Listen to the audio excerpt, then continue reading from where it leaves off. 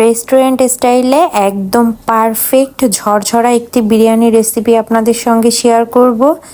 যারা বিরিয়ানি রান্নায় একদম নতুন তারাও তৈরি করতে পারবেন।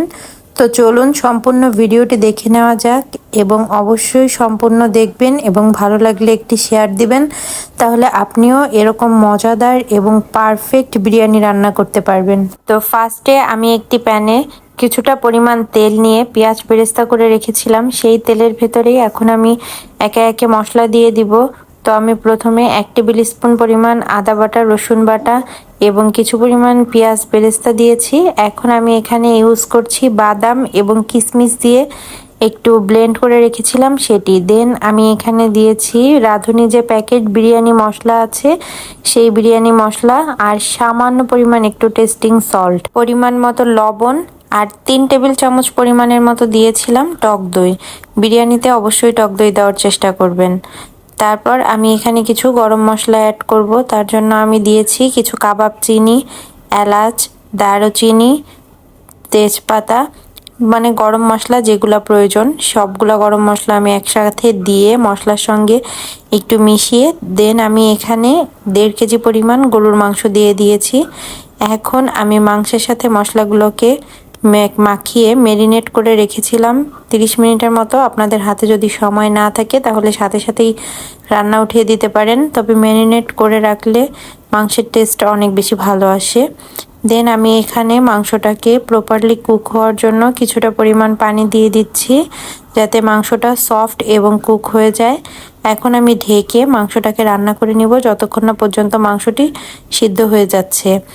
এখন মাংসটি যখন প্রপারলি সিদ্ধ হয়ে যাবে এবং সম্পূর্ণ পানি টেনে যাবে তখন আমি এখানে ইউজ করছি কিছুটা পরিমাণ কেওড়া জল। এটি হচ্ছে আপনার সেন্টের জন্য ইউজ করা হয়।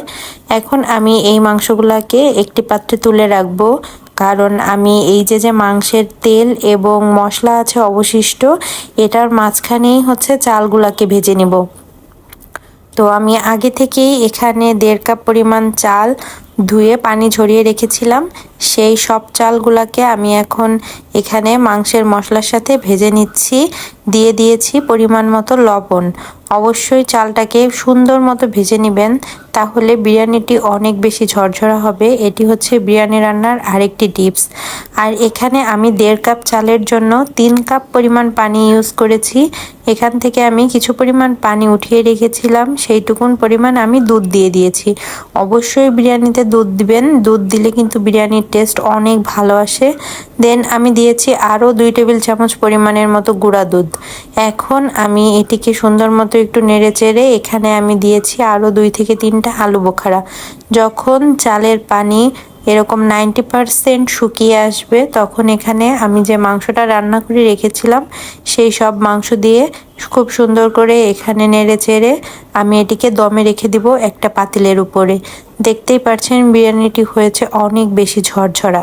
এখন আমি ইউজ করব কিছুটা পরিমাণ পেঁয়াজ বেরেস্তার সাথে চিনি মিশিয়ে রেখেছিলাম, সেটা লাস্ট পর্যায়ে এসে এই জিনিসটি ইউজ করলে বিরিয়ানির টেস্ট অনেক বেশি ভালো আসে। তো আমি এখানে পেঁয়াজ বেরেস্তাটিকে ছড়িয়ে দিব এবং 2 চামচ পরিমাণ ঘি দিয়ে বিরিয়ানিটাকে আরও আধা ঘন্টার জন্য দমে রেখে দিব।